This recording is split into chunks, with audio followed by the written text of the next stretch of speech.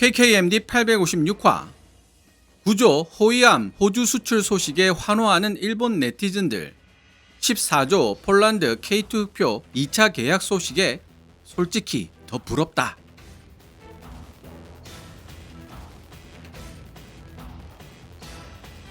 (2025년 8월 5일) 일본의 군사 전문 블로그 항공만능론 GF는 모가미급을 기반으로 하는 일본 해상자위대 호위함 11척이 65억 달러, 한화 9조 원 규모로 호주에 수출되었다는 소식을 전했습니다. 이번 모가미급 호주 수출은 2차 세계대전 이후 일본의 첫 대규모 전투함 수출이자 자위대가 아닌 해외 국가에 핵심 무기를 수출한 첫 번째 사례라는 점에서 중요한 분기점이 될 것이라는 평가를 받고 있습니다. 물론 미국, 일본, 호주, 인도로 구성되는 쿼드 참여 국가 간의 군사적 연계 강화라는 측면도 무시할 수 없겠죠. 어쨌든 호주에 모가미급 호위함을 11척 9조 원 규모로 수출하게 되었다는 소식에 많은 일본 밀리터리 매니아들이 기쁨을 표시하고 있습니다.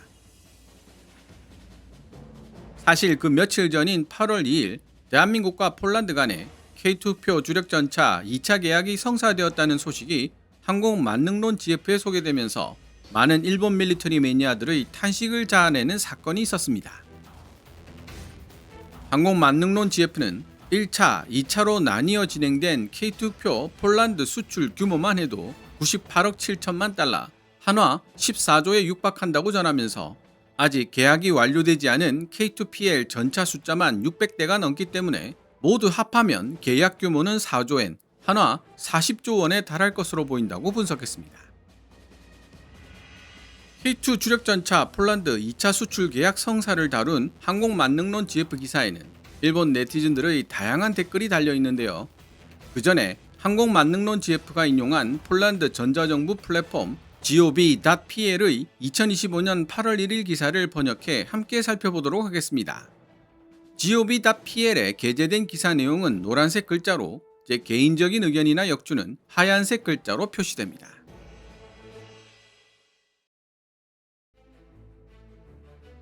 코시냐크 카미시 폴란드 부총리 겸 국방장관은 K2 흑표 주력전차 2차 계약 체결식에서 다음과 같은 말로 서두를 열었다.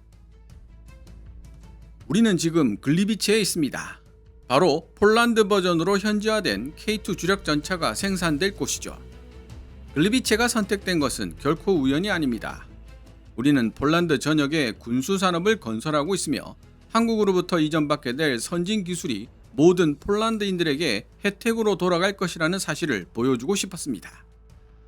오늘 체결된 계약의 의미는 단순히 전차를 구매하는 데 국한되지 않습니다. 폴란드 경제 발전을 위한 자극제이기도 한 것입니다. K2 흑표가 훌륭한 전차라는 사실에 폴란드 전차병들의 의견이 일치하고 있습니다. 제조업체인 현대 로템에게 있어 사용자인 폴란드 전차병들의 칭찬보다 더 기분 좋은 평가는 없을 것입니다. 동시에 K2 흑표처럼 훌륭한 장비의 혜택을 받고 있다는 사실은 우리 폴란드 병사들의 사기를 올려주는 자부심이 되고 있습니다. 이번 계약은 K2 주력전차 180대와 군한 차량 31대, 공병전차 25대, 도하 장비차 25대로 구성된 지원 차량 81대의 구매도 포함하고 있으며 폴란드 육군이 장비뿐만 아니라 장비와 관련된 전문 지식까지 획득할 수 있도록 훈련, 정비, 수리 등 모든 것을 포함한 완벽한 군수 지원 패키지입니다.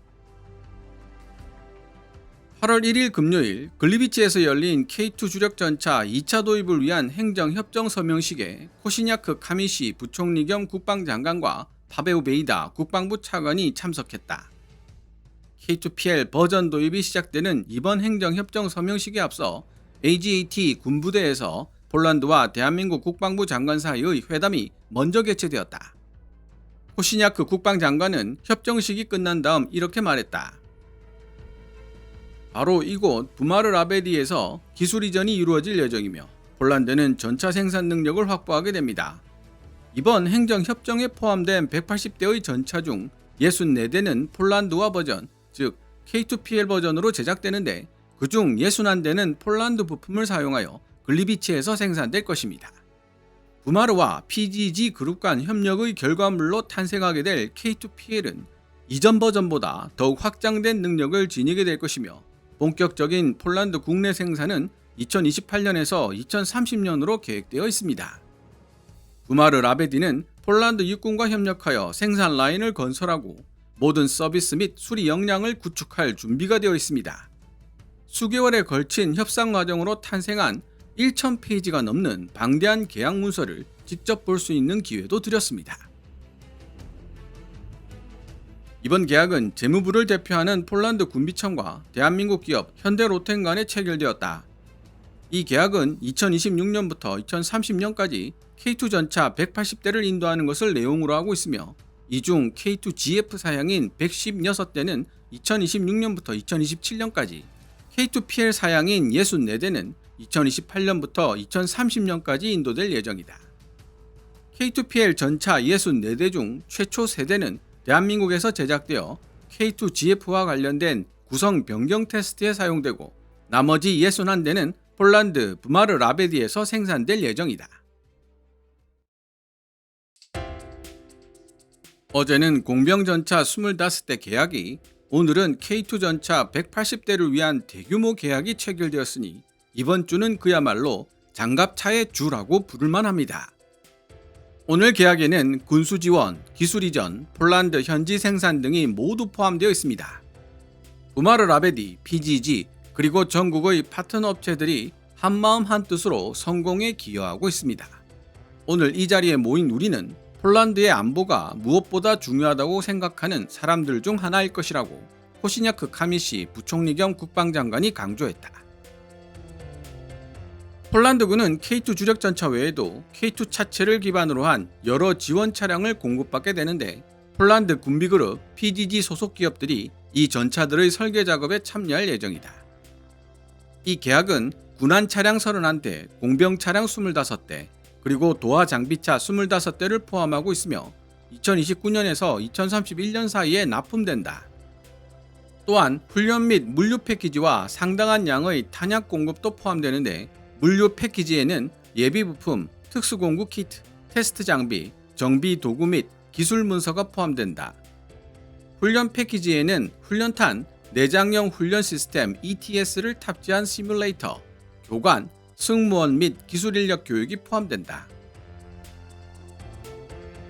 여기 더해 행정협정 2호는 최종 조립을 포함한 폴란드 방산기업의 생산 능력 구축과 K2 전반에 걸친 정비 및 운영 역량을 확보하기 위해 필요한 기술 이전도 규정하고 있다.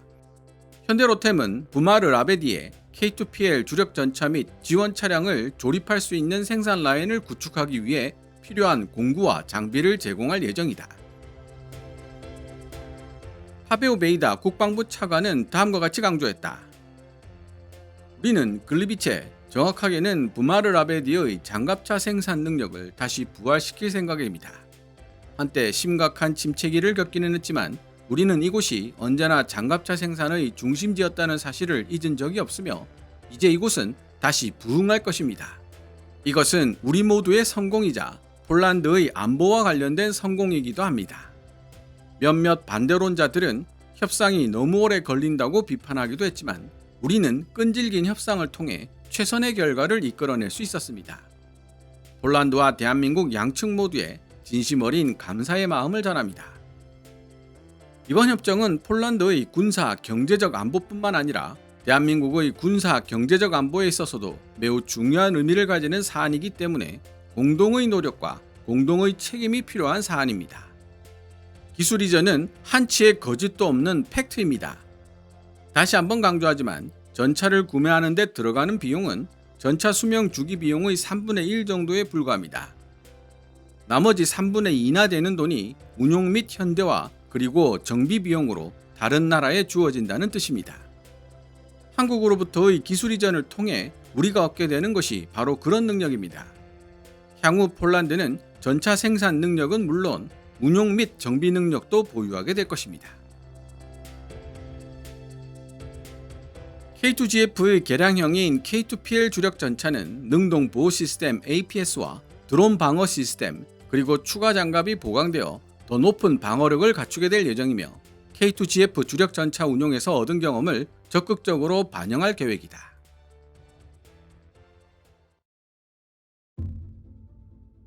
지금까지 폴란드 전자정부 플랫폼 gov.pl이 2025년 8월 1일에 게재한 기사를 번역해 보았습니다. 일본 밀리터리 블로그 항공만능론 GF는 기사를 마무리 지으면서 대한민국이 폴란드에 K2표를 대규모로 수출하면서 14조 원 이상의 경제적 부를 창출한 것도 중요한 성과지만 나토 회원국인 폴란드가 K2 흑표를 도입했다는 실적과 K2 흑표를 1,000대 가까이 수출하면서 크게 확장된 방산 생태계를 보유하게 되었다는 사실이 더 큰 성과라고 지적하고 있습니다. 해당 기사에 달려있는 일본 밀리터리 매니아들의 댓글을 살펴봐도 비슷한 분위기를 느낄 수 있는데요. 그 중에서 몇 가지 주목할 만한 댓글을 발췌해 보도록 하겠습니다. 폴란드가 K2 흑표의 유럽 서비스 거점이 될 것 같다.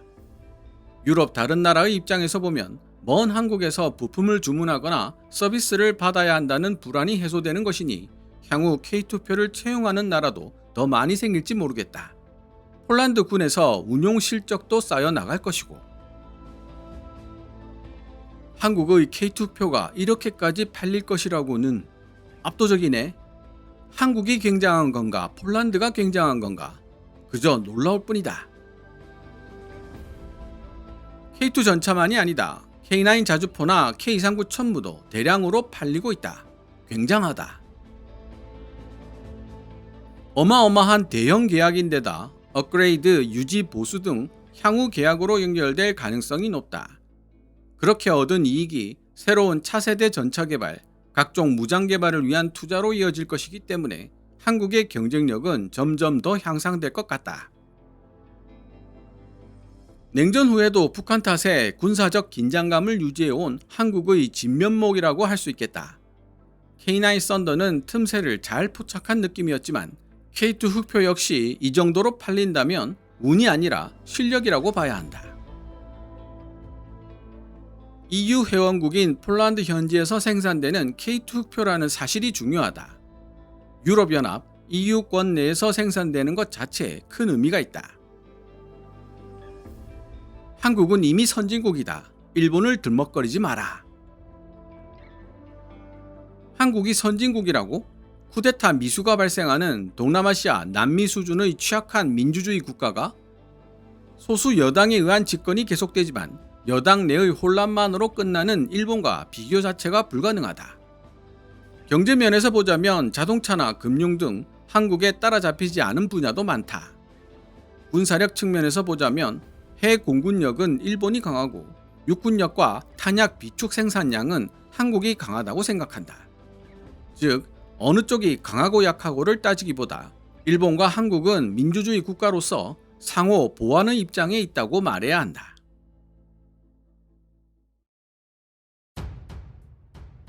마지막 일본 밀리터리 매니아가 쿠데타 미수 때문에 대한민국 민주주의 수준이 동남아시아나 남미 수준에 불과하다고 평가자라하는 부분에 대해서는 따로 코멘트할 가치조차 없는 편협한 의견이라는 생각이 듭니다.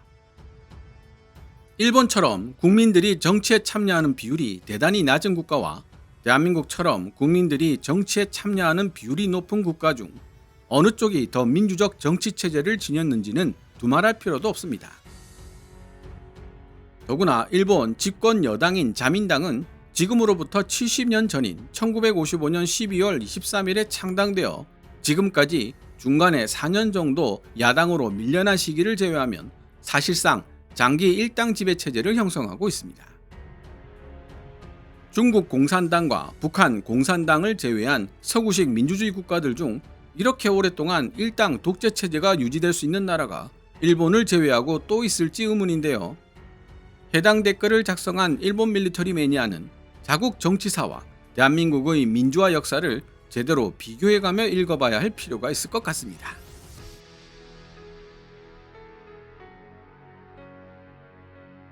오늘 KKMD에서 준비한 내용은 여기까지입니다. 방송되었던 내용들은 KKMD 공식 블로그에서도 만나보실 수 있으니 구글이나 네이버 검색창에서 KKMD를 검색해보시기 바랍니다. KKMD는 여러분들께서 챙겨봐 주시는 광고 수익으로 운영되고 있습니다만 영상 제작을 직접 지원하고 싶다면 농협 9481-167015로 후원해 주셔도 됩니다.